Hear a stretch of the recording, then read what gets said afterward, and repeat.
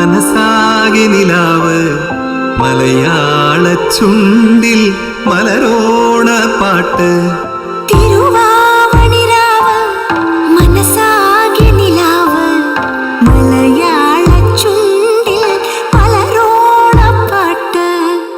മാവിൻ കൊമ്പേറുന്നൊരു പൂവാലിക്കുയിലേ മാവേലി തമ്പ്രാന്റെ വരവായാ ചൊല്ല്. കാലം എത്ര മുന്നോട്ട് സഞ്ചരിച്ചാലും ചില ആഘോഷങ്ങൾ നമ്മളെ വർഷങ്ങൾക്ക് പിന്നിലേക്ക് കൊണ്ടുപോകും. നല്ലൊരു പിടി ഓർമ്മയിലേക്ക്, ഒരു പൂക്കാലത്തേക്ക്, രുചിയുള്ള ഭക്ഷണങ്ങളിലേക്ക്, പൊട്ടിച്ചിരിയിലേക്ക്. അതുകൊണ്ടായിരിക്കണം ഓണം എപ്പോഴും മലയാളികൾക്ക് വളരെ സ്പെഷ്യലായിട്ട് കാണപ്പെടുന്നത്. ജാതി മത ഭേദമില്ലാതെ ഒന്നടങ്കം മലയാളികളെ എല്ലാവരെയും ഒന്നിപ്പിക്കുന്ന ഓണക്കാലത്തെ ഒരു പിടി നല്ല ഓർമ്മകളുടെ കൂടെ ഇത്തവണ അഗ്നിപരീക്ഷയുടെ ഓർമ്മകൾ കൂടി കൂട്ടിച്ചേർക്കാം. ലോകമെമ്പാടുമുള്ള എല്ലാ മലയാളി പ്രേക്ഷകർക്കും അഗ്നിപരീക്ഷയുടെ ഹൃദയം നിറഞ്ഞ ഓണാശംസകൾ. അഗ്നിപരീക്ഷയുടെ ഓണം എപ്പിസോഡിലോട്ട് എല്ലാവരെയും ഞങ്ങൾ സ്വാഗതം ചെയ്യുന്നു. Welcome to my G future and white gold presents big boss അഗ്നിപരീക്ഷ.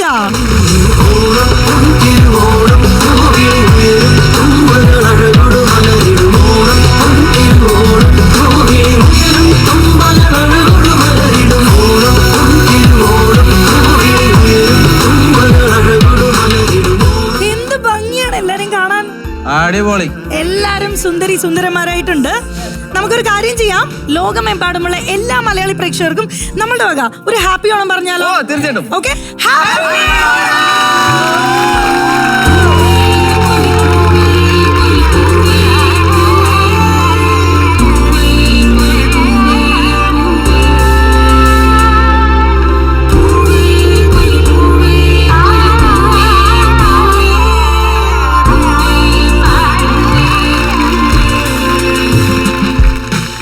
സത്യം പറയട്ടെ, എല്ലാരെയും കാണാൻ ഭയങ്കര ഐശ്വര്യം, ഭയങ്കര രസമുണ്ട്. മലയാളി തനിമയോടെ ഇരിക്കുന്ന 12 മത്സരാർത്ഥികൾ.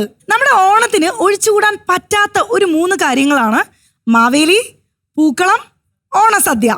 അതുപോലെയാണ് നമ്മുടെ ബിഗ് ബോസ് അഗ്നിപരീക്ഷയിൽ ഒഴിച്ചുകൂടാൻ പറ്റാത്ത 3 പേരാണ് റിയാസ് സലീം, രഞ്ജിനി ഹരിദാസ്, അഖിൽ മാരാർ. ജഡ്ജസ് ഇല്ലാതെ അഗ്നിപരീക്ഷയിൽ എന്ത് ആഘോഷം അല്ലേ? അവര് വന്നാലല്ലേ കളറാവൂ.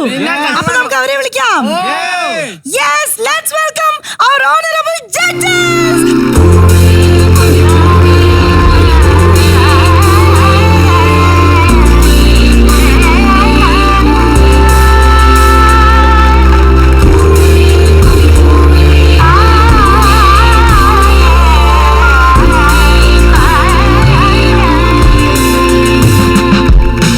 ഇങ്ങനെ നിങ്ങൾ ജഡ്ജസിനെ കണ്ടിട്ടുണ്ടോ? ഇല്ല. എന്ത് സുന്ദരി സുന്ദരന്മാരായിരിക്കുന്നു അല്ലേ?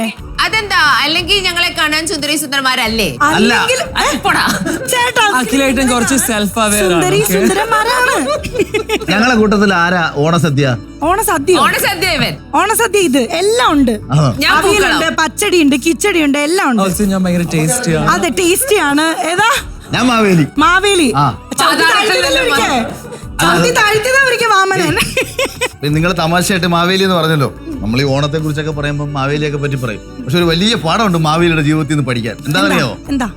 ആരെയും വിശ്വസിക്കരുത്. കേക്കട്ടെ. അല്ല, അതിദാനാൻ ബന്ധൻ ബലി എന്ന് ഒരു ചൊല്ലുണ്ട് മാവേലിയെ പറ്റിയിട്ട്. എന്താന്ന് വെച്ചാൽ, ഈ പാവം പിടിച്ചോ വന്ന ഒരുത്തൻ ദാനം ചോദിച്ചു, എന്തായാലും തരുമോന്നൊക്കെ ചോദിച്ചു.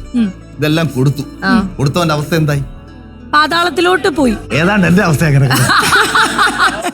അപ്പൊ കറക്റ്റ് ആയിട്ട് ഞങ്ങള് അതുകൊണ്ട് കറങ്ങി തിരിഞ്ഞ് എനിക്കത് കറക്റ്റ് ആയിട്ട് കിട്ടി. ഓണം എന്ന് പറയുമ്പോൾ ഐ തിങ്ക് നമ്മൾക്ക് നാച്ചുറലി ആഘോഷത്തിന്റെ ഒരു രാവാണ്, കൂട്ടായ്മയുടെ, സെലിബ്രേഷന്റെ, കുടുംബത്തിന്റെ, കൂട്ടുകാരുടെ. It's all about just happiness and Joy. പക്ഷേ കച്ചവടം പോലെ ഓണത്തിനിടയ്ക്ക് മത്സരമുണ്ട്. അഗ്നിപരീക്ഷ. അഗ്നിപരീക്ഷ. യെസ്. അപ്പൊ താങ്ക് യു ജഡ്ജസ്.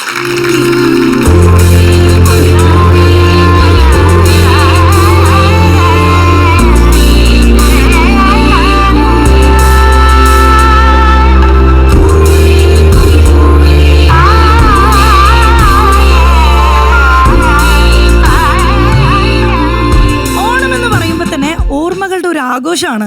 ഓണം എന്ന് കേൾക്കുമ്പോഴേ നമ്മുടെ പണ്ട് കാലം നമ്മൾ ഓണം ആഘോഷിച്ചതും അങ്ങനെ ഒരുപാട് മെമ്മറീസ് നമുക്ക് പറയാനുണ്ടാവും. നമുക്ക് ആദ്യം ജഡ്ജസിന്റെ മെമ്മറീസ് എന്തൊക്കെയാണെന്ന് കേൾക്കാം അല്ലേ? ജഡ്ജസ്, എങ്ങനെയാണ് നിങ്ങളുടെ ഓണം? ഒരു ടിപ്പിക്കൽ ഓണം എങ്ങനെയാണ്, അല്ലെങ്കിൽ മോസ്റ്റ് മെമ്മറബിൾ ഓണം എന്തായിരുന്നു ലൈഫിൽ? സത്യം പറഞ്ഞാല് ഈ ഇപ്പോഴത്തെ അഖിലിനെയൊക്കെ അഖിലാക്കി മാറ്റിയതിൽ പഴയ കുറെ ഓണങ്ങളുടെ പങ്കുണ്ട്. ഈ ബിഗ് ബോസിലൊക്കെ വന്ന് നമ്മൾ കുറെ കളികളും ടാസ്കുകളും ഒക്കെ നമ്മൾ കളിച്ചു, പെർഫോം ചെയ്തു. നമ്മുടെയൊക്കെ കുട്ടിക്കാലത്ത് എല്ലാ പ്രദേശത്തും ചെറിയ ചെറിയ എല്ലാ പ്രദേശത്തും ഒരുപാട് ക്ലബ്ബുകൾ ഉണ്ടായിരിക്കും. ക്ലബ്ബുകൾ ഒരുപാട് ഓണപരിപാടികൾ സംഘടിപ്പിക്കും. അപ്പൊ അവിടെയൊക്കെ പോയിട്ട് പരമാവധി ഈ മത്സരങ്ങളിൽ പങ്കെടുക്കുക. ഈ സോപ്പ് പെട്ടിയാണ് കൂടുതലും സ്ഥലത്ത് സമ്മാനമായിട്ട് കിട്ടുന്നത്. കൂടുതലും പലർക്കും അതൊക്കെയാണ് സോപ്പ്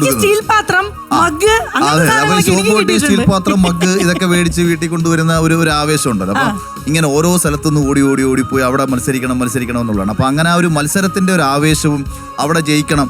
ചിലതൊന്നും നമുക്ക് ഒരിക്കലും നമുക്ക് പറ്റാത്ത കാര്യങ്ങളാണ്. അപ്പൊ പരിഹാസം കേൾക്കും. അപ്പൊ ഈ പരിഹാസം കേൾക്കുമ്പോഴത്തേക്ക് വാശി വരും. അങ്ങനെ നമ്മളുടെ ആ വാശിയിലൂടെ നമ്മൾ ഇങ്ങനെ മുന്നോട്ട് സഞ്ചരിച്ചിട്ടുണ്ട്. അപ്പം ഓണം പ്രധാനമായിട്ടും അതാണ്. പിന്നെ അതിനേക്കാളെല്ലാം ഉപരി ഈ പല സ്ഥലത്തുള്ള നമ്മുടെ സുഹൃത്തുക്കൾ വരും. പിന്നീട് വളർന്നു കഴിഞ്ഞതിന് ശേഷം നമ്മളെല്ലാവരും പല സ്ഥലത്ത് ജോലിക്ക് പോയി, പലരും വിദേശത്ത് പോയി. പിന്നീട് അവരെല്ലാവരും ഒത്തുകൂടുന്നത് ഈ ഓണ സമയത്താണ്. അപ്പൊ അങ്ങനെ ഈ ഒരു കൂട്ടായ്മയുടെ ഓണമായിട്ട് മാറും. ഒത്തുചേരൽ എന്ന് പറയുന്ന ഒരു വലിയ ആഘോഷമാണ്. രഞ്ജിനി ചേച്ചിയുടെ ഓണക്കാല ഓർമ്മകൾ എന്തൊക്കെയായിരുന്നു? ഐ തിങ്ക് ഓണം എന്ന് പറയുമ്പം ഒബ്വിയസ്ലി എൻ്റെ ഫസ്റ്റ് മെമ്മറീസ് എന്നൊക്കെ പറയണത് ഞാൻ സ്കൂളിൽ പഠിക്കുമ്പോൾ ഹോളിഡേയ്സ് കിട്ടുന്ന ആ ഒരു 10 ദിവസം കിട്ടുന്നതിൻ്റെ ഒരു സന്തോഷം എനിക്ക് ഓർമ്മയുണ്ട്. പക്ഷേ ഈ ഹോളിഡേയ്സ് വരുമ്പം എനിക്ക് വളരെ സ്പെഷ്യൽ ആയ ഓർമ്മ എന്ന് പറയുമ്പോൾ എൻ്റെ അമ്മായിയുടെ വീടുണ്ട്. അത് പാലാരിവട്ടത്താണ്. അവർക്ക് തറവാടാണ്. കുറച്ചുകൂടെ ട്രഡീഷണൽ സെറ്റപ്പാണ്. കുറേ കസിൻസ്, കുറേ ആന്റീസ്, അങ്കിൾസ് ഒക്കെ ഉണ്ട്. ഞാനൊരു ചെറിയ ഫാമിലി നിന്നാണ്. അപ്പൊ എനിക്ക് ഇത്ര കസിൻസ് ഒന്നുമില്ല. പക്ഷെ ആ സൈഡിൽ കുറെ പേരുള്ള. അപ്പൊ ഓണം വരുമ്പോൾ ഞങ്ങളെ അങ്ങോട്ട് പാക്ക് ചെയ്യും. അപ്പൊ അവിടെ പോയിട്ട് ഈ 3-4 ദിവസം അവിടെ ഉണ്ടാവും. അവിടുത്തെ അപ്പൂപ്പൻ ഞങ്ങൾക്ക് ഈ പഴയ കഥകളൊക്കെ പറഞ്ഞു തരും. വൈകുന്നേരം നാമം ചൊല്ലും. എനിക്കൊക്കെ അത് ഭയങ്കര ഡിഫറെന്റ് എക്സ്പീരിയൻസ് ആണ്. എന്റെ വീട്ടിൽ അതൊന്നും നടന്നിട്ടില്ല. ഈ കുട്ടികളുടെ കൂടെ നമ്മൾ മരം കയറാൻ പോവും, ചക്ക അത് ഇത് ഒക്കെ പറിക്കുന്നു, അവിടെ ഭക്ഷണം ഉണ്ടാക്കുന്നു, ഫുൾ സീൻ. ആ മെമ്മറി എനിക്ക് ഭയങ്കരമായിട്ട് എന്റെ മനസ്സിലുണ്ട്. പിന്നെ പതുക്കെ വളർന്ന് എന്റെ ഓണം കുറെയൊക്കെ ഇങ്ങനത്തെ ഓണമായിരുന്നു. കുറെ സെറ്റില് നമ്മളുടെയൊക്കെ ജീവിതത്തിന്റെ ജോലിയുടെ ഭാഗമായിട്ട് ആഘോഷിക്കുന്ന ഓണം, ലൊക്കേഷൻ ഓണം. പക്ഷെ കഴിഞ്ഞ കുറച്ച് വർഷമായിട്ട് ഐ ഫെൽറ്റ് ദാറ്റ് കൾച്ചറലി നമ്മളെല്ലാവരും ഒരു നമ്മുടെ നാടുമായിട്ട് അല്ലെങ്കിൽ കൾച്ചേഴ്സായിട്ട് ടച്ച് വിട്ട് പോകുന്നുണ്ടോ എന്ന് എനിക്ക് തന്നെ തോന്നി തുടങ്ങി. ബിക്കോസ് ഞാൻ വേറെ വീട്ടിലാ, അമ്മ വേറെ വീട്ടിലാ, എല്ലാവരും വേറെ സ്ഥലത്താ. അപ്പോൾ ഈ ഓണം സമയത്തെങ്കിലും ഞാൻ എഫേർട്ട് എടുത്തിട്ട് നമ്മൾ ആൾക്കാരെ ഒരുമിച്ച് കൊണ്ടുവരണം. സോ കഴിഞ്ഞൊരു 4-5 വർഷമായിട്ട് എൻ്റെ വീട്ടിൽ അല്ലെങ്കിൽ അമ്മയുടെ വീട്ടിൽ ഞാനെൻ്റെ കുറച്ച് ഫ്രണ്ട്സിനെയൊക്കെ വിളിച്ച് ഒറ്റ ദിവസം, തിരുവോണ ദിവസം മാത്രം ഒരു പൂക്കളമൊക്കെ ഇട്ട് സദ്യയൊക്കെ ഓർഗനൈസ് ചെയ്ത് ഞങ്ങൾ അവിടെ അടിച്ചു പൊളിച്ച് ഓണം സെലിബ്രേറ്റ് ചെയ്യാറുണ്ട്. രാകേഷ് ഏട്ടന്റെ ഓണക്കാല ഓർമ്മകൾ എന്തായിരുന്നു? സാധാരണ പോലെ തന്നെ എല്ലാ ഓണക്കാലം അടിപൊളിയായിരിക്കും. പക്ഷെ 2013 ഓണം എനിക്ക് മറക്കാൻ പറ്റില്ല. കുറച്ച് ഡാർക്ക് ഓണമായിരുന്നു. വേറെ ഒന്നുമില്ല, രാവിലെ തന്നെ വീട്ടിൽ പൂവൊക്കെ ഇട്ട്. അപ്പൊ എനിക്ക് അന്ന് ഷോ ഉണ്ട്, അത് കുറച്ച് ദൂരെയാണ്. അപ്പൊ രാവിലെ അപ്പൊ അവിടെ നിന്ന് വന്ന് ഡ്രസ്സൊക്കെ പാക്ക് ചെയ്ത് ഡാൻസ് ആണ്. അത് വലിയ സെലിബ്രിറ്റി ഷോ ആണ്. അങ്ങനെ ഒരു വലിയൊരു പാട്ടുകാരത്തിയുടെ ബാക്കപ്പ് ഡാൻസിന് പോയതാണ്.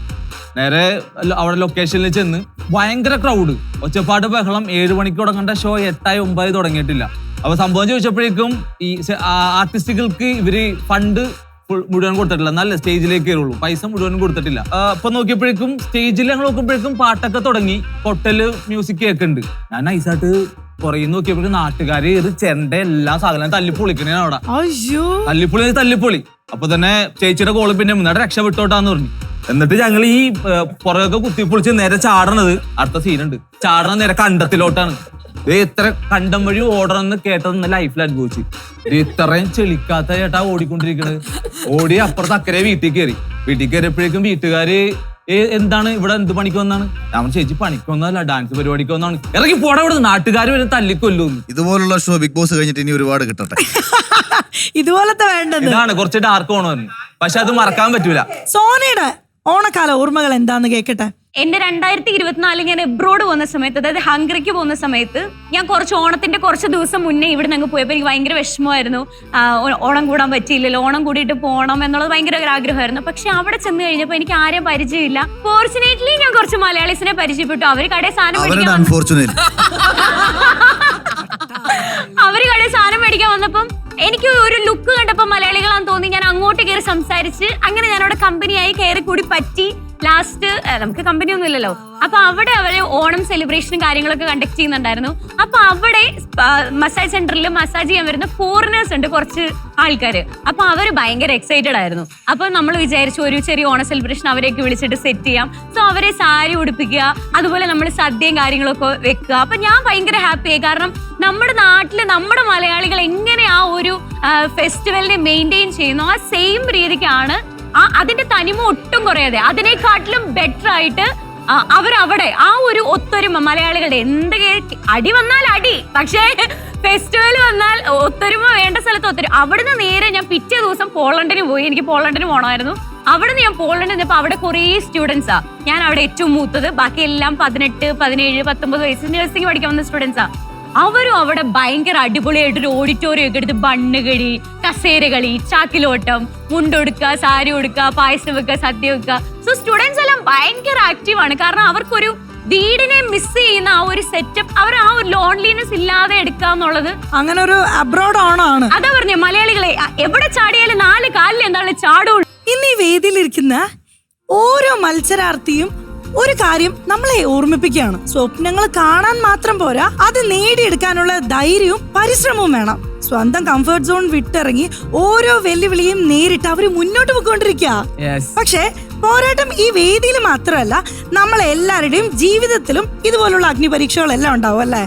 ഈ കുടുംബത്തിന്റെ സന്തോഷത്തിനായി, അല്ലെങ്കിൽ മക്കളുടെ എഡ്യൂക്കേഷന് വേണ്ടിയിട്ട്, അതും അല്ലെങ്കിൽ ഇപ്പോൾ ഓണത്തിന് നമ്മൾ വീടൊക്കെ റെനോവേറ്റ് ചെയ്യില്ലേ, അതും അല്ലെങ്കിൽ നമ്മൾ ഒരു പുതിയൊരു സംരംഭമോ ബിസിനസ്സോ എല്ലാം സ്റ്റാർട്ട് ചെയ്യാൻ വേണ്ടിയിട്ട്, ഇനിയിപ്പോൾ അതും അല്ലെങ്കിൽ നമ്മുടെ ജീവിതം നല്ല രീതിയിൽ മെച്ചപ്പെടുത്താൻ വേണ്ടിയിട്ട്, അങ്ങനെ പല സിറ്റുവേഷൻസിലും നമുക്ക് പെട്ടെന്ന് ഒരു പക്ഷെ പണം ആവശ്യമുണ്ടാവും. അത്തരം സാഹചര്യങ്ങളിൽ നമ്മുടെ പലരുടെയും സ്വർണം ലോക്കറിൽ സുരക്ഷിതമായിട്ട് അവിടെ ഇരിക്കുന്നുണ്ടാവും. പക്ഷെ ഒരു നിമിഷം ആലോചിച്ച് നോക്കണം, ജീവിതത്തെ മുന്നോട്ട് നയിക്കുന്ന നിങ്ങളുടെ സ്വർണം വെറുതെ ലോക്കറിന്റെ ഉള്ളിൽ ഇരുന്നിട്ട് വല്ല കാര്യമുണ്ടോ? ഇല്ല. സ്വർണത്തിന്റെ യഥാർത്ഥ വാല്യൂ അത് ധരിക്കുമ്പോൾ മാത്രമല്ല, അത് സ്വപ്നങ്ങൾക്ക് കരുത്തേകുമ്പോഴും അതേപോലെ തന്നെ ജീവിതത്തിലെ നിർണായക നിമിഷങ്ങളെ കൈപിടിച്ച് നമ്മളിങ്ങനെ ഉയർത്തുമ്പോഴുമാണ്. അതിനാണ് നമ്മുടെ വൈറ്റ് ഗോൾഡ് അല്ലേ? യെസ്. അപ്പൊ നിങ്ങളുടെ സ്വർണം നൽകി വെറും 30 മിനിറ്റിനുള്ളിൽ പണം സ്വന്തമാക്കാം. ലഭിക്കുന്ന പണം നേരിട്ട് നിങ്ങളുടെ ബാങ്ക് അക്കൗണ്ടിലേക്ക് തന്നെ ക്രെഡിറ്റ് ചെയ്യപ്പെടും. അതിനാൽ ആവശ്യമുള്ള സമയത്ത് തന്നെ വേഗത്തിലും വിശ്വസ്തയോടെ പണം നൽകാൻ വൈറ്റ് ഗോൾഡ് നമ്മുടെ കൂടെ തന്നെയുണ്ട്. മാത്രമല്ല, ദക്ഷിണേന്ത്യയിലാകെ 150-ലധികം ബ്രാഞ്ചുകളുള്ള വൈറ്റ് ഗോൾഡിന്റെ സേവനങ്ങൾ എളുപ്പത്തിൽ ലഭ്യമാക്കാം. ഓർക്കൂ, സ്വർണം അലമാരയിലോ ലോക്കറിലോ സൂക്ഷിക്കാനുള്ള ഒരു ആഭരണം മാത്രമല്ല, ശരിയായ സമയത്ത് ശരിയായ തീരുമാനം എടുത്താൽ നിങ്ങളുടെ സ്വപ്നങ്ങളെ യാഥാർത്ഥ്യമാക്കാനും ജീവിതത്തിലെ ഏറ്റവും വലിയ അവസരങ്ങൾ സ്വന്തമാക്കാനും സഹായിക്കുന്ന വിലപ്പെട്ട ഒരു ആസ്തിയാണ് സ്വർണം. നമുക്ക് എന്തായാലും ഓണമായിട്ട് ഒരു ഓണ കളിയിലോട്ട് കിടന്നാലോ? റെഡിയാണോ? റെഡിയാണെങ്കിൽ എല്ലാരും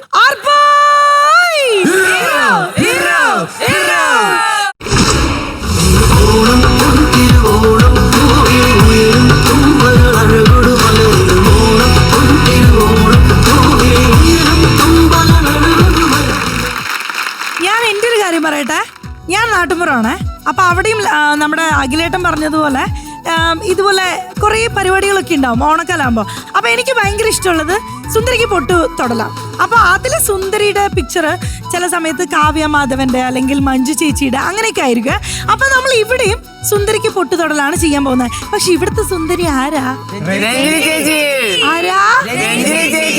അപ്പൊ നമുക്കേ 3 ടീം ആവശ്യമുണ്ട് നമ്മുടെ ഇന്നത്തെ ടാസ്ക് ചെയ്യാൻ വേണ്ടിയിട്ട്. അപ്പൊ ഒരു ടീമിന്റെ ക്യാപ്റ്റൻ ലോലീറ്റയാന്ന് ഞാനിപ്പോ പറഞ്ഞു. ഇനി 2 ടീമിന് ക്യാപ്റ്റൻ വേണ്ടേ? ആരാ അത്? കഴിഞ്ഞ ടാസ്കില് അടിപൊളിയായി ചെയ്ത് 2 ഇൻഫിനിറ്റി പെൻഡന്റ് നേടിയത് ആരൊക്കെയാ? അപ്പൊ നിങ്ങളായിരിക്കും അടുത്ത 2 ക്യാപ്റ്റൻസ്. അപ്പൊ നിങ്ങൾക്ക് 3 പേർക്കും വരാം.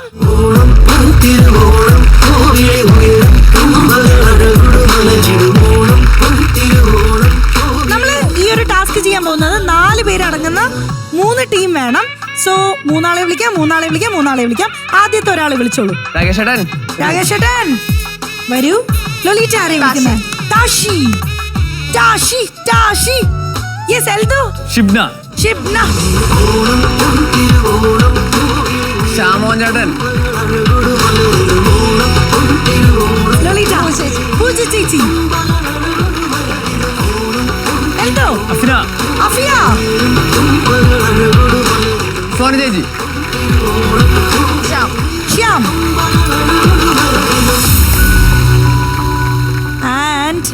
എൽദോയുടെ ടീമിലേക്ക് ഷിജു. യെസ്. ടീം മെമ്പേഴ്സിന്റെ പേര് പറഞ്ഞോളൂ. സോണ ചേച്ചി, രാകേഷ് ഏട്ടൻ, സോമൻ ഏട്ടൻ. ഓ, സോമൻ ഏട്ടനോ? ശ്യാമോൻ. അതൊക്കെ ആരടാ? സോമൻ ചേട്ടൻ. യെസ്, ലൊലീറ്റ ടീം മെമ്പേഴ്സിന്റെ പേര് പറഞ്ഞോളൂ. പൂജ ചേച്ചി, Tashi, Shyam. Eldho team members. Afi, Shibna. Okay, അപ്പോ ഓൾ ദി വെരി ബെസ്റ്റ്.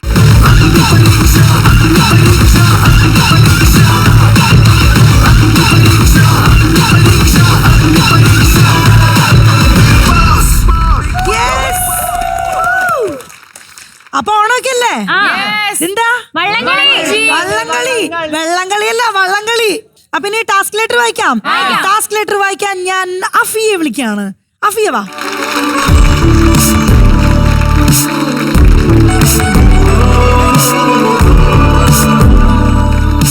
വള്ളംകളി. സ്റ്റാർട്ടിംഗ് പോയിന്റിൽ ഒരു പൂക്കുട ഉണ്ടായിരിക്കും. അതെടുത്ത് വള്ളം തുഴഞ്ഞ് ഫിനിഷിംഗ് ലൈനിലുള്ള പെഡസ്റ്റലിൽ വെക്കുക എന്നതാണ് നിങ്ങളുടെ ടാസ്ക്. നിങ്ങൾ 4 പേർ വീതമുള്ള 3 ടീമുകളുമായി തിരിയണം. ഒരേ സമയം ഒരു ടീം മാത്രമായിരിക്കും മത്സരത്തിൽ പങ്കെടുക്കുക. നിങ്ങൾക്ക് ഒരു ബോട്ടും 2 പങ്കായവും കുറച്ച് പൈപ്പുകളും നൽകും. പൈപ്പുകൾ നിരത്തി അതിന് മുകളിലായിരിക്കും ബോട്ട് വെക്കേണ്ടത്. വെള്ളത്തിൽ തുഴയുന്നതിന് പകരം ഈ പൈപ്പുകളിലൂടെ ബോട്ട് മുന്നോട്ട് നീക്കുകയാണ് നിങ്ങളുടെ ലക്ഷ്യം. ടീമിലെ 2 പേർ പങ്കായം ഉപയോഗിച്ച് തറയിൽ കുത്തി ബോട്ട് മുന്നോട്ട് നീക്കണം. മറ്റ് 2 പേർ ബോട്ടിന് താഴെ റോൾ ചെയ്ത് വെച്ചിരിക്കുന്ന പൈപ്പുകൾ എടുത്ത് മുന്നിലേക്ക് മാറ്റി വെച്ച് ബോട്ടിന്റെ യാത്ര സുഗമാക്കണം. ബോട്ടിന്റെ അടിയിൽ നിരത്തിയിരിക്കുന്ന പൈപ്പുകളാണ് ബോട്ട് മുന്നോട്ട് നീങ്ങാനുള്ള പാത. ബോട്ട് മുന്നോട്ട് റോൾ ചെയ്യുമ്പോൾ ഏറ്റവും പിന്നിലാകുന്ന പൈപ്പ് എടുത്ത് ഏറ്റവും മുന്നിലേക്ക് മാറ്റി വെക്കണം. അതിലൂടെ ബോട്ട് വീണ്ടും മുന്നിലേക്ക് നീക്കണം. പിന്നീട് വീണ്ടും പിന്നിലാകുന്ന പൈപ്പ് എടുത്ത് മുന്നിലേക്ക് നൽകണം. ഇങ്ങനെ പിന്നിൽ നിന്ന് പൈപ്പുകൾ ഒന്നിന് പിന്നാലെ ഒന്നായി എടുത്ത് മുന്നിലേക്ക് മാറ്റിവെച്ച് അതിന് മുകളിലൂടെ ബോട്ട് റോൾ ചെയ്ത് വേണം ടീമിനെ ലക്ഷ്യസ്ഥാനത്ത് എത്താൻ. ടീമിലെ ഒരാൾ മുന്നിലും ഒരാൾ പിന്നിലും നിന്ന് പൈപ്പുകൾ കൈമാറണം. ബാക്കിയുള്ള 2 പേർ പങ്കായം ഉപയോഗിച്ച് ബോട്ട് മുന്നോട്ട് നീക്കണം.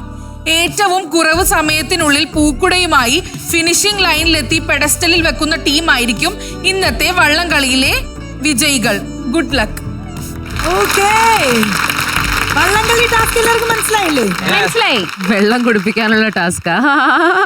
കുറച്ച് ഗ്രൂപ്പ് എഫേർട്ട് ആവശ്യ. ഇന്നലെ ഫിയേഴ്സ് ആയിട്ട് കളിച്ചതുപോലെ ഇന്നും നമുക്ക് കളി കാണണം. ഉറപ്പായിട്ടും. ലാസ്റ്റ് 12 ആണ്. Of course V R celebrating it's Onam, it's laughter. പക്ഷെ അതിനിടയിലും ടാസ്ക് എത്ര സീരിയസ് ആയിട്ട് ഇമ്പോർട്ടന്റ് ആയിട്ട് ചെയ്യണമെന്ന് make sure have that competitive spirit. 3 ടീമിലെ ഏത് ടീമാണ് ഫസ്റ്റ് കളിക്കേണ്ടതെന്നുള്ളത് ജഡ്ജസിനെ തീരുമാനിക്കാം. സോ ആദ്യം തന്നെ നമുക്ക് ഇച്ചിരി ഫിയേഴ്സ് ഗെയിമിൽ തുടങ്ങാം. സോ എൽദോന്റെ ടീം കളിക്കാം.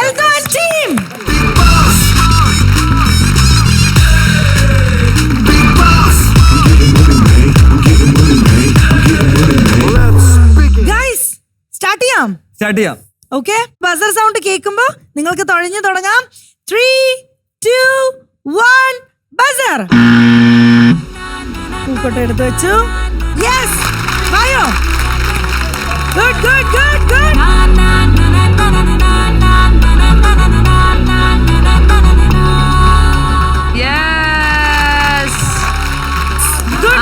നമ്മുടെ ടൈമും നോക്കുന്നുണ്ട്. ഇത്രയും പെട്ടെന്ന് ഈ ഒരു ടാസ്ക് കംപ്ലീറ്റ് ചെയ്യുന്നവരായിരിക്കും വിന്നർ.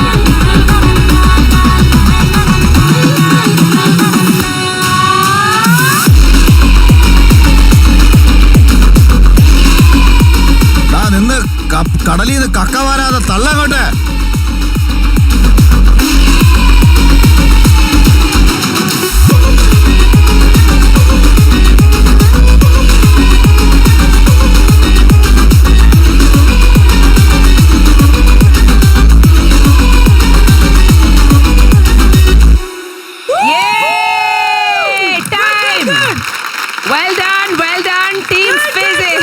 ഷിജിനെ പറ, എന്തായി? പ്രൊപ്പല്ലർ വർക്കായോ? നല്ല പരിപാടി.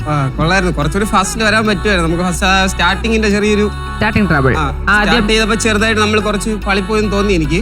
പിന്നെ കുറച്ചായപ്പോഴേക്കും അങ്ങ് സെറ്റായി. അഫിയ, ലൈക് ഗെയിം പറയുകയാണെങ്കിൽ ഒരു രസം ഉണ്ടായിരുന്നു. ഇങ്ങനെ വഞ്ചി പോണ പോലെ ഒരു ഫീൽ ഉണ്ടായിരുന്നു. Okay, Tata, bye bye.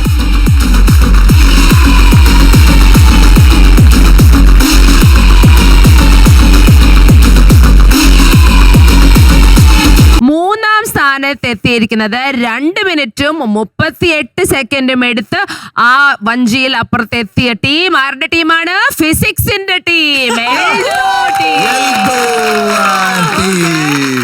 2.38 കൂടി ഈ ആവേശോജ്വലമായ പോരാട്ടത്തിൽ അവസാനം എത്തിയിരിക്കുകയാണ്.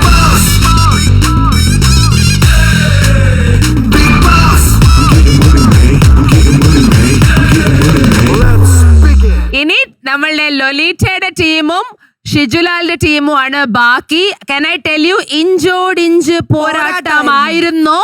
ലൊലീറ്റയുടെ ആണോ ഷിജുലാലിന്റെ ആണോ? നിങ്ങൾക്ക് ആര് തോന്നുന്നു? ഷിജുലാലാണോ നിങ്ങൾക്ക് എന്ത് തോന്നുന്നു? എല്ലാവർക്കും അത് തോന്നുന്നോണ്ട് എല്ലാവർക്കും ഒരുമിച്ച് അനൗൺസ് ചെയ്യാം. ദ വിന്നർ ഓഫ് ദ വള്ളംകളി ടാസ്ക് ഈസ് ഷിജുലാൽ.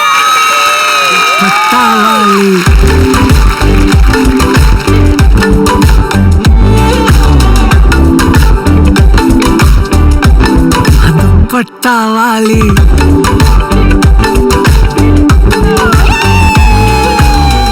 രണ്ടാം സ്ഥാനത്ത് ലൊലീറ്റയും സംഘവും നല്ല മത്സരം തന്നെ കാഴ്ചവെച്ചു. നിങ്ങളും 3-ാം സ്ഥാനവും തമ്മിൽ 20 സെക്കൻഡ് വ്യത്യാസമുള്ളൂ. അത്രയൊന്നും ഇല്ല. വെരി വെരി ക്ലോസ് ആയിരുന്നു. പക്ഷേ യു ഗൈസ് വർ ഗ്രേറ്റ്. അപ്പൊ ജഡ്ജസ് വിജയിച്ച ടീമിന് ഒരു പാരിതോഷികം കൊടുക്കണ്ടേ? റെനിഷ കൊടുത്തോളൂ. ഓണായോണ്ട് എന്ത് വേണം? സദ്യ ഒന്നല്ല, പക്ഷെ പകരം വേറൊരു സാധനം തരാം. നിങ്ങൾക്ക് മാത്രമേ ഉള്ളൂ കേട്ടോ. അപ്പൊ വൺസ് അഗൈൻ കൺഗ്രാറ്റുലേഷൻസ്. ഞാൻ എടുത്തിട്ട് വരാം.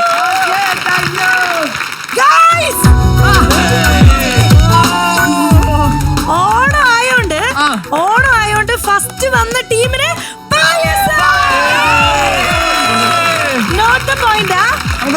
sharing is caring. 4 സ്പൂണേ ഉള്ളൂ, അത് അവർക്കാ. Thank you. Really sorry guys. കുഴപ്പമില്ല, അവര് ഞങ്ങളെ കൂടെ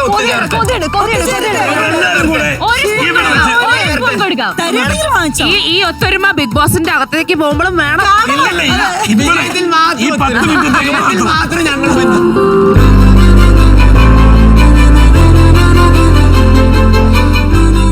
അപ്പൊ പ്രേക്ഷകർക്കൊക്കെ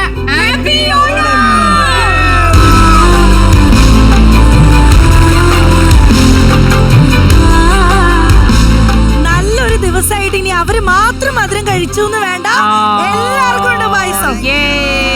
welcome. Happy Onam. Happy Onam.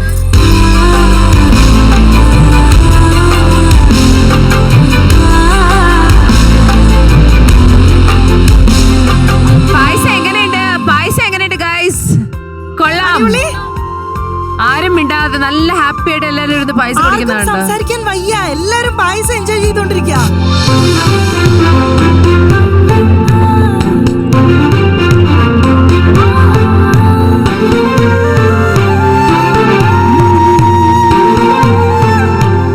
Judges and ഇതിൽ വിൻ ചെയ്ത ടീം ഓഫ് കോഴ്സ് നമുക്ക് അറിയാം. ഓക്കെ, ഇനി ഇതിലെ ഏറ്റവും ബെസ്റ്റ് പെർഫോമർ ആരാ? അവർക്കുള്ളതല്ലേ അത്?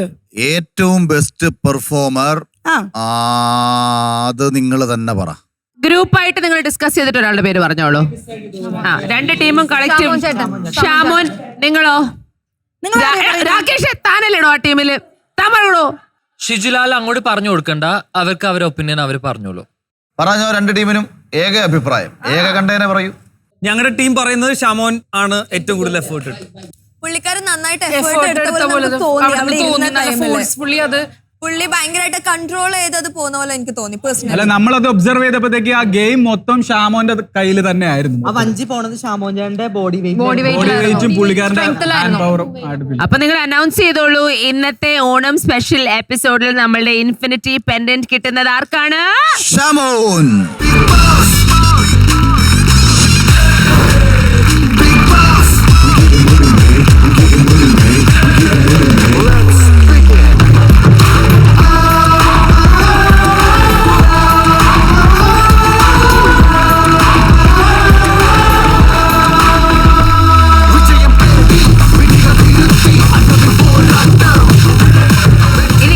നല്ല പെർഫോമൻസസ് ഉണ്ടെങ്കിൽ അവിടെ ബാഡ് പെർഫോമൻസസ് ഉണ്ട്. നിങ്ങൾ തന്നെ പറയൂ, ആരായിരുന്നു വേഴ്സ്റ്റ് പെർഫോമേഴ്സ്?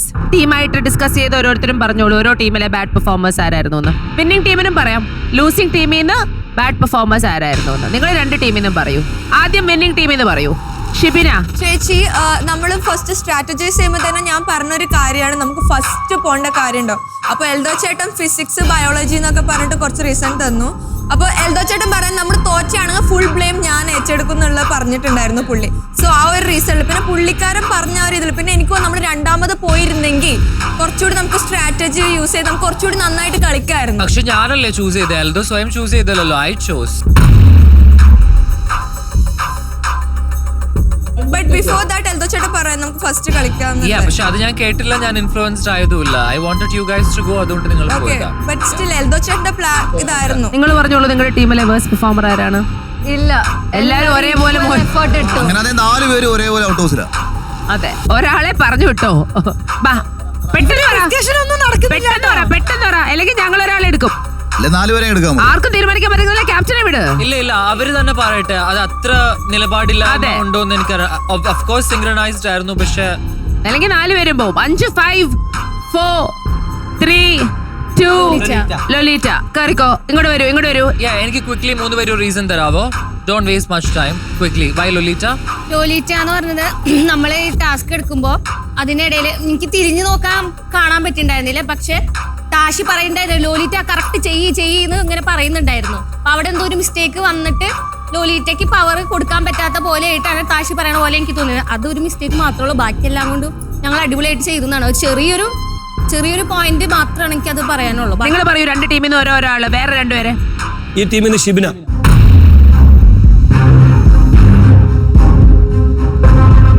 വൈ? ഷിബിന എന്ന് പറഞ്ഞു കഴിഞ്ഞാല് ഷിബിനയായിരുന്നു പുറകിൽ നിന്ന് മേടിച്ചത് ഈ ഇങ്ങനെ വെച്ച് പോകേണ്ടത് ടൈപ്പ്. അപ്പൊ ഇടയ്ക്ക് എൽദോ ഹെൽപ്പ് ചെയ്യുമായിരുന്നു ഭയങ്കരമായിട്ട്. മനസ്സിലായി. എൽദോ തുഴയുന്നുണ്ടായിരുന്നു. അതെ, കുറച്ച് എഫേർട്ട് കുറച്ചിട്ട പോലെ തോന്നി. അതുകൊണ്ടല്ല. ഷിബിന ഇങ്ങോട്ട് നിൽക്കൂ. എനിക്ക് തോന്നുന്നു പൂജ എടുത്തു കൊടുക്കുന്ന സ്ലോ ആയിട്ട് തോന്നി. പൂജയ്ക്കും അങ്ങോട്ട് പോവാം. 4 പേരും ഔട്ട് ഹൗസിലാണ്. അതിൽ 2 പേരെങ്കിലും പുറത്തു പോകണമെങ്കിൽ അല്ലേ നമുക്ക് ഗെയിം മുന്നോട്ട് പോകത്തുള്ളൂ.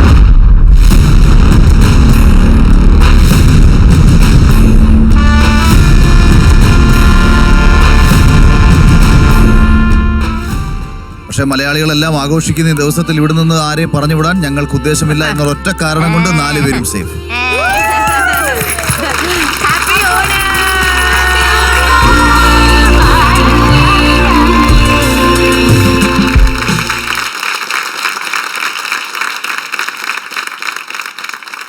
നിങ്ങൾ ഭയങ്കര ലക്കിയാ. ഓരോ ദിവസവും എന്തെങ്കിലുമൊക്കെ നടന്നിട്ട് ഔട്ട് ആവുന്നില്ല. അത് അങ്ങനെ മുന്നോട്ട് പോകുന്ന വിചാരിക്കണ്ട. പിന്നെ തിരുവോണമൊക്കെ അല്ലേ, അതെ, പായസമൊക്കെ കുടിച്ചതല്ലേ, ഒരു വിട്ടുവീഴ്ച. ഓണം ശരിക്കും ഹാപ്പി ആയേ? ഹാപ്പി ആണോ? ഓക്കേ. അപ്പൊ എന്തായാലും അവര് ഇന്ന് ഇവിടെ നിന്ന് ആരും പോകുന്നില്ല. ഔട്ട് ഹൗസിലെ ആൾക്കാർ ഇന്ന് ഫ്രീ ആണ്. പക്ഷേ ഇന്ന് നമുക്ക് ഇൻഫിനിറ്റി പെൻഡന്റ് കിട്ടിയോണ്ട് ഷാമോന് ഇന്നൊരു ഇമ്മ്യൂണിറ്റി ഉണ്ട്. എന്താണത്? My time. കഴിഞ്ഞ 2 ദിവസങ്ങളായി നമ്മൾ ചെയ്തുകൊണ്ടിരിക്കുന്ന മൈ ടൈം ആണ് ഇപ്പൊ ഷാമോന് കിട്ടിയിരിക്കുന്നത്. ഷാമോൻ അത് നല്ല രീതിയിൽ യൂസ് ചെയ്യാ. എന്തൊക്കെയാണ് മൈ ടൈമിൽ പറയേണ്ടതെന്ന് അറിയാലോ? ഇന്നത്തെ ബേസ് ചെയ്തിട്ടുള്ള ഗെയിം അല്ലെങ്കിൽ മറ്റുള്ളവരുടെ ഗെയിം സ്ട്രാറ്റജീസ് അല്ലെങ്കിൽ ജഡ്ജ്മെന്റ് അങ്ങനെ എന്തും തുറന്നു പറയാൻ, അതും ഓഡിയൻസിൽ ഡയറക്ട്ലി പറയാൻ കിട്ടുന്ന ഒരു അവസരമാണ്. Make use of it. First time ആണോ മൈ ടൈമിൽ? അതെ, ഓക്കെ. അപ്പൊ ഈ മൈ ടൈം നല്ല രീതിയിൽ യൂസ് ചെയ്യാ. കിട്ടിയിരിക്കുന്നത് അത്രയും പ്രഷ്യസ് ആയിട്ടുള്ള പെൻഡന്റ് ആണ്. All the best. നമസ്കാരം, എൻ്റെ പേര് ഷാമോൻ. ഇതിനു മുമ്പ് പറഞ്ഞിട്ടുണ്ട്. സ്ഥലം ഇടുക്കി ജില്ലയിലെ കട്ടപ്പനക്കാരനാണ്. ഒരു ആംബുലൻസ് ഡ്രൈവറാണെന്നൊക്കെ ഞാൻ മുന്നേ പറഞ്ഞിട്ടുണ്ട്. ഒന്ന് വീണ്ടും ആവർത്തിക്കുന്നില്ല. ചുമ്മാ ഒരു നേരം പോക്കിനോ അല്ലെങ്കിൽ എൻ്റെ ഒരു ഈ പറയുന്ന പോലെ കുറെ പൈസ ഉണ്ടാക്കാനോ അല്ലെങ്കിൽ പ്രശസ്തി നേടാനോ അല്ലെങ്കിൽ ഇതൊന്നും വെറുതെ ഈ ബിഗ് ബോസ് അഗ്നി പരീക്ഷയിലേക്ക് വന്ന ആളല്ല ഞാൻ. അതുകൊണ്ട് നോ അണ്ടർ എസ്റ്റിമേറ്റ് എന്നാണ് എനിക്ക് പറയാനുള്ളത്. അത് ആരോടാണെങ്കിലും, പ്രേക്ഷകരോടാണെങ്കിലും, ഈ ഇരിക്കുന്ന എൻ്റെ പ്രിയ സഹ കണ്ടസ്റ്റൻസിനോടല്ലേ അത് തന്നെ പറയാനുള്ളൂ. ഈ ഇരിക്കുന്ന ജഡ്ജിനെ എനിക്ക് തോന്നുന്നു മേഡത്തെ രഞ്ജിനി മാമിനെ ഒഴിച്ച് ഇവരെ 2 പേരെയും അത്യാവശ്യം നല്ല രീതിയിൽ അരച്ച് കലക്കി കുടിച്ചിട്ട് തന്നെയാണ് ഞാൻ മേഡത്തിന്റെ എപ്പിസോഡ് കാണാൻ പറ്റിയില്ല. എനിക്ക് കാണാൻ പറ്റിയിട്ടില്ല. ഇവിടെ ഇരിക്കുന്ന ഈ കണ്ടസ്റ്റൻസ് ഈ കഴിഞ്ഞ കുറച്ച് ദിവസങ്ങളിൽ എനിക്കെതിരെ കുറച്ച് കാര്യങ്ങളൊക്കെ പറയുന്നുണ്ടായിരുന്നു. ഓക്കെ, നല്ലതാണ്, ഗെയിം നല്ലതാണ്, സ്ട്രാറ്റജി നല്ലതാണ്. ഞാൻ ഇപ്പോഴും പറയുന്നു, നിങ്ങൾ ഇവിടെ ഇരിക്കുന്ന ഈ 11 പേരെ കുറിച്ചും ഷാമോൻ കട്ടപ്പന എന്ന് എനിക്ക് വ്യക്തമായ പ്ലാനുണ്ട്, വ്യക്തമായ ധാരണയുണ്ട്. ആദ്യം തന്നെ എൻ്റെ സുഹൃത്തിനോട് തന്നെ പറയാം, എൽദോ ഒരു കഴിഞ്ഞൊരു എപ്പിസോഡിൽ പറഞ്ഞിരുന്നു ഷാമോൻ ഒരു ആവറേജിന് താഴെയാണ്. ആ സ്പേസിൽ എന്നെ ലൈക്ക് ചെയ്തുകൊണ്ട് അദ്ദേഹം വിളിക്കുമ്പോൾ അദ്ദേഹത്തെ ഡിസ്റപ്റ്റ് ഞാൻ ചെയ്യാൻ തോന്നിയില്ല. എനിക്ക് ഗെയിം സ്ട്രാറ്റജി, ഇവരൊക്കെ പഠിപ്പിച്ച ഗെയിം സ്ട്രാറ്റജിയാണ്. ഞാൻ അവിടെ മിണ്ടിയിരുന്നില്ല, അദ്ദേഹത്തെ സപ്പോർട്ട് ചെയ്തു. ഒരു കാര്യം പറയാൻ എൽദോയ്ക്ക് എന്തോ 18 പേരുള്ള ഓഫീസൊക്കെ ഉണ്ടായിരിക്കും. ഞാൻ ഇപ്പോൾ ലക്ഷങ്ങൾ വിലയുള്ള ഒരു വീട് പണിതുകൊണ്ടിരിക്കുകയാണ്. ലോട്ടറി അടിച്ച പൈസയൊന്നുമല്ല, കഷ്ടപ്പെട്ട് വളയം പിടിച്ചുണ്ടാക്കിയതാണ്.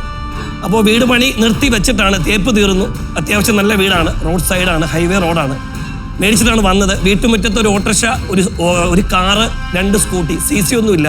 എൻ്റെ വൈഫിനും പിള്ളേർക്കും ഞാനില്ലാത്തപ്പോൾ പോകാൻ വേണ്ടിയുള്ളതാണ്. നീ പറഞ്ഞ മിഡിൽ ക്ലാസ് ആണ് ഞാൻ.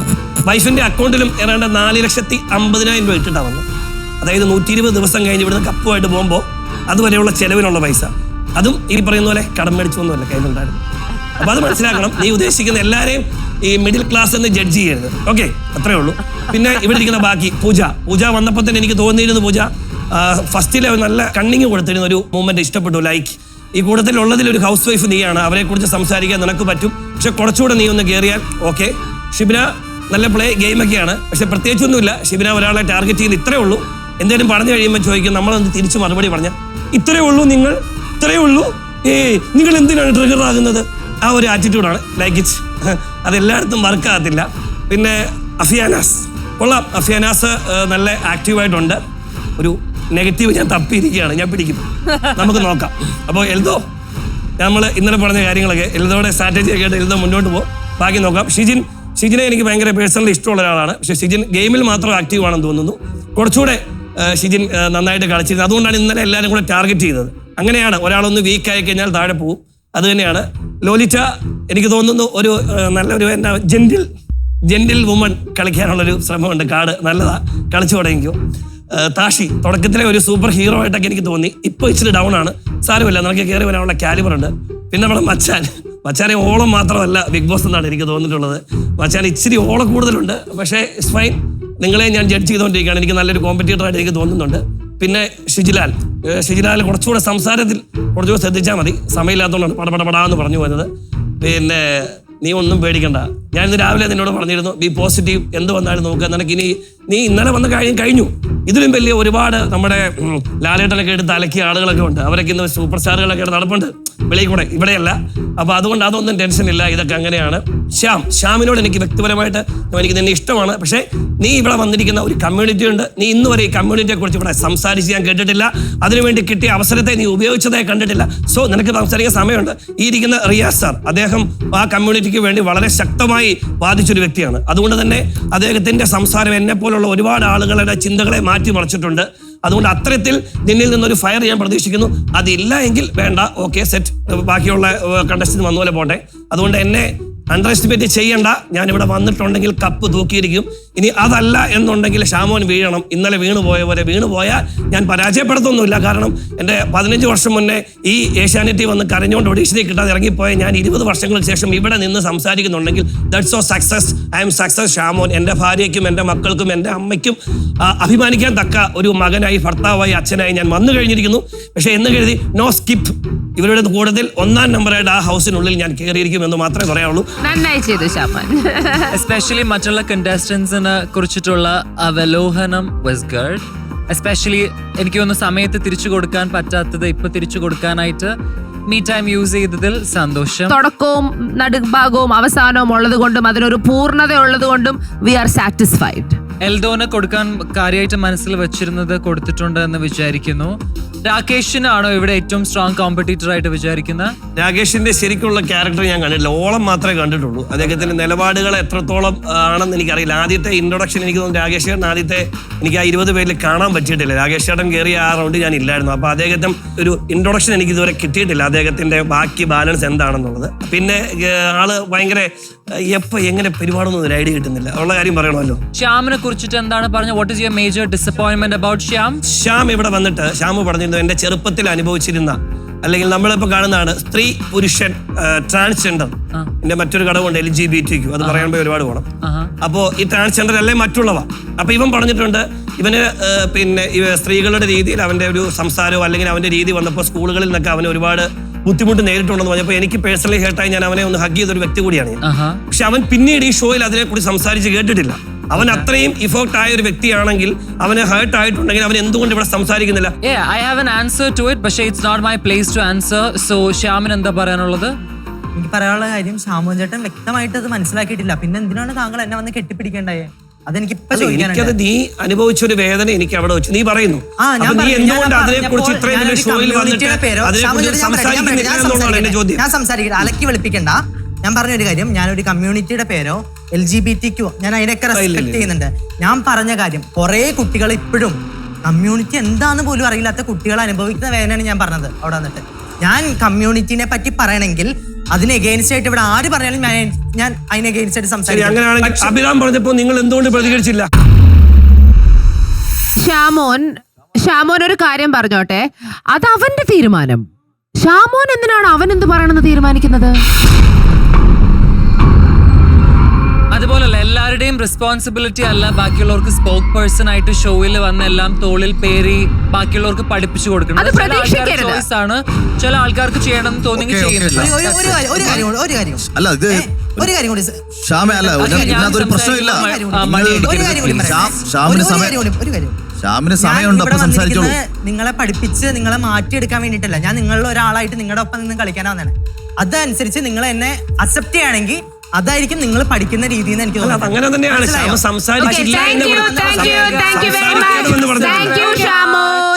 നമുക്ക് എന്തായാലും ആ മൈ ടൈം നല്ല രീതിയിൽ യൂസ് ചെയ്തു എന്ന് വിചാരിക്കുന്നു. Thank you so much. Thank you. Yes judges, എന്തോ അങ്ങനെ നമ്മൾ പൂക്കളം ഇട്ടു, പായസം കുടിച്ചു, വള്ളംകളി ചെയ്തു ഇല്ലേ? പക്ഷേ ഓണത്തിന് കുറച്ചുകൂടെ ഒരു പൂർണ്ണത വരണമെന്നുണ്ടെങ്കിൽ എന്ത് വേണ്ടേ? ഓണത്തല്ലേ നമുക്ക് പിന്നെ നോക്കാം. അതിന് മുന്നേ നമുക്കൊരു വടംവലിയും കൂടെ ആയാലോ? ടയർഡായോ? എന്ത് പറ്റി എല്ലാരും ഇങ്ങനെ ഇരിക്കണേ? വടംവലി സാറില്ലേ, ഇവരെല്ലാരും കുറച്ച് ഡൗൺ ആന്ന് തോന്നുന്നു. ഒരു കാര്യം ചെയ്യാം, ജഡ്ജസും ഞാനും കൂടി ഇവരുടെ കൂടെ അങ്ങ് കൂടിയാലോ? ഓക്കെ, അപ്പോ ഒരു കാര്യം ചെയ്യാം, നിങ്ങൾ 3 പേരുണ്ട്, ഞാൻ ഒരാളുണ്ട്. നമ്മൾ 4 ആൾക്കും ഒരു 3 ആൾക്കാരെ വിളിച്ച് 4 ടീം ഉണ്ടാക്കാം. Okay okay.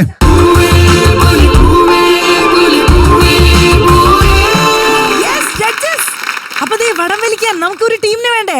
തമാശക്കൊക്കെ പറഞ്ഞാന്ന് വിചാരിച്ചു, ഇത് ആക്ച്വൽ വടം, ആക്ച്വൽ വര, ശരിക്കുള്ള വടം വലിയാ. വടം ഒന്ന് പൊക്കേറിയാ നല്ല വെയിറ്റ് ഉണ്ട്. എനിക്ക് പൊക്കാൻ പറ്റില്ല. നിനക്ക് പൊക്കാൻ പറ്റുമെന്ന് എനിക്കറിയാം. യെസ്, അപ്പൊ നമുക്ക് 4 ആൾക്ക് 4 ടീമിനെ വേണം. രഞ്ജിനി ചേച്ചി ഒരാളെ വിളിക്കാം. രാകേഷ്. യെസ്, നിങ്ങളിത് മനഃപൂർവ്വം ചെയ്യുന്നതാ. അഖിലേട്ടാ. ഷിബിന. എൽദോ.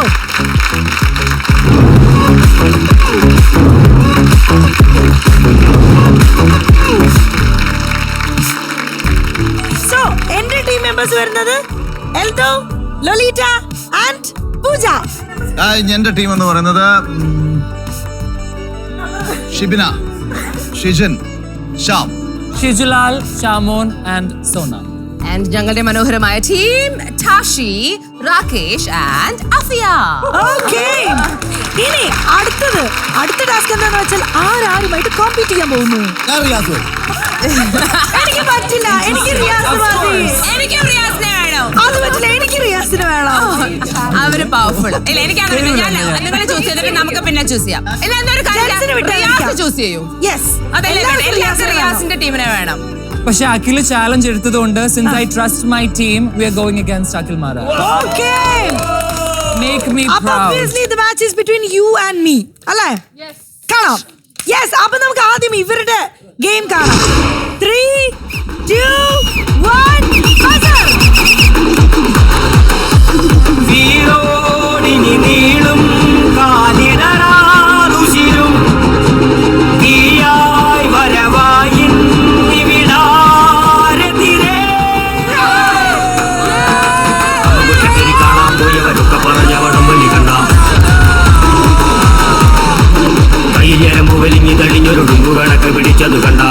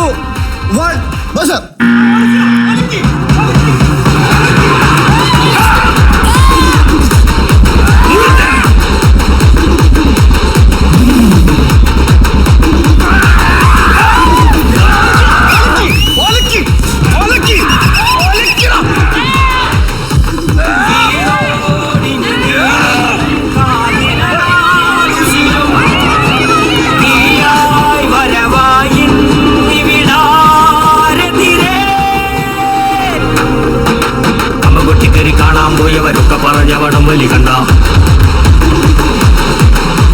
കയ്യിൽ ഞരമ്പ് വലിഞ്ഞ് തെളിഞ്ഞൊരു ഡുമ്പു കണക്ക് പിടിച്ചത് കണ്ട കമ്പകൊട്ടിക്കേറി കാണാൻ പോയവരൊക്കെ പറഞ്ഞ വടം. അപ്പൊ ഈ റൗണ്ട് അവസാനിക്കുന്ന സമയത്ത് തോറ്റത് മറ്റാരുടെ ടീമുമല്ല, എന്റെ ടീമാണ്. യെസ്, അപ്പൊ കൺഗ്രാറ്റുലേഷൻസ്, കൺഗ്രാറ്റ്സ്. യെസ്, അപ്പോ വിൻ ചെയ്തിരിക്കുന്ന രണ്ട് ടീമാണ്, അഖിലേട്ടന്റെ ടീം ആൻഡ് റിഞ്ച ചേച്ചിയുടെ ടീം. എന്തായാലും നല്ല കഷ്ടപ്പെട്ട് വിൻ ചെയ്തല്ല, അവർക്കൊരു സമ്മാനം കൊടുക്കണ്ടേ? യെസ്, അതിനെ കൊണ്ടുവരൂ ഗൈസ്.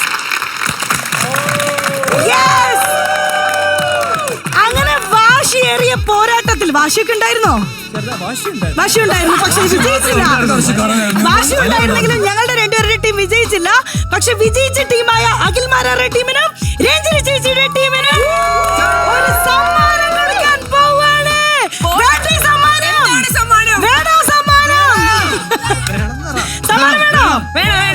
അപ്പൊ സമ്മാനം പോരട്ടെ, വന്നോട്ടെ.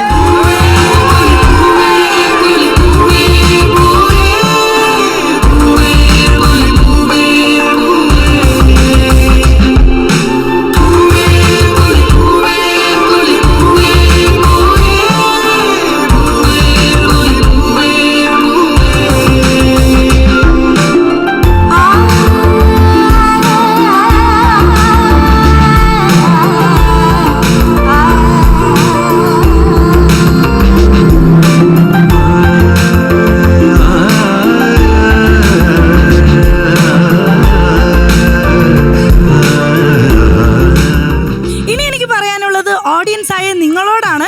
നിങ്ങൾ ഏത് മത്സരാർത്ഥിയാണ് ബിഗ് ബോസ് ഹൗസിൽ മത്സരിച്ച് കാണണം എന്ന് വിചാരിക്കുന്നു അവർക്ക് വോട്ട് ചെയ്യാൻ മറക്കരുത്. കാരണം ബിഗ് ബോസ് അഗ്നി പരീക്ഷയിൽ വോട്ടിംഗ് ലൈനുകൾ സ്റ്റാർട്ട് ചെയ്തിരിക്കുകയാണ്. So don't forget to vote your favourite contestant. Okay, ഇന്നത്തെ ആഘോഷത്തിന്റെ മധുരം മനസ്സിലേറ്റിക്കൊണ്ട് നാളത്തെ അഗ്നി പരീക്ഷ നേരിടാൻ വേണ്ടി ഇതേ 12 മത്സരാർത്ഥി ഇതേ വേദിയിൽ എത്തുന്നതായിരിക്കും. കാണാം, കണ്ടറിയാം എങ്ങനെ നമ്മുടെ മത്സരങ്ങൾ മുന്നോട്ട് പോകുന്നെന്ന്. നാളെ അടുത്ത എപ്പിസോഡിൽ കാണുന്നത് വരെ it's me Ranisha signing off. ലോകമെമ്പാടുമുള്ള എല്ലാ മലയാളി പ്രേക്ഷകർക്ക് ഞങ്ങളുടെ ഇപ്പോൾ ഈ ഷോയിൽ പങ്കെടുത്തുകൊണ്ടിരിക്കുന്നവരിൽ നിങ്ങളുടെ ഇഷ്ട മത്സരാർത്ഥിക്ക് ബിഗ് ബോസ് സീസൺ 8 പ്രവേശനം ലഭിക്കണമെന്ന് നിങ്ങൾ ആഗ്രഹിക്കുന്നുവെങ്കിൽ വോട്ട് ചെയ്ത് അവരെ പിന്തുണയ്ക്കാം. അതിനായി ജിയോ ഹോട്ട്സ്റ്റാർ ആപ്പ് ഡൗൺലോഡ് ചെയ്ത് ബിഗ് ബോസ് മലയാളം സീസൺ 8 അഗ്നിപരീക്ഷ എന്ന പേജിൽ വോട്ട് നൗ എന്ന ബട്ടൺ ക്ലിക്ക് ചെയ്ത് നിങ്ങളുടെ പ്രിയപ്പെട്ട മത്സരാർത്ഥിക്കായി വോട്ട് ചെയ്യാം. ഇപ്പോൾ അഗ്നിപരീക്ഷയിൽ പങ്കെടുത്തുകൊണ്ടിരിക്കുന്ന മത്സരാർത്ഥികൾ: അഫിയാനാസ്, എൽദോ, ലൊലീറ്റ, പൂജ, രാകേഷ്, ഷാമോൻ, ഷിബിന, ഷിജിൻ, ഷിജുലാൽ, ശ്യാം, സോന, താഷി.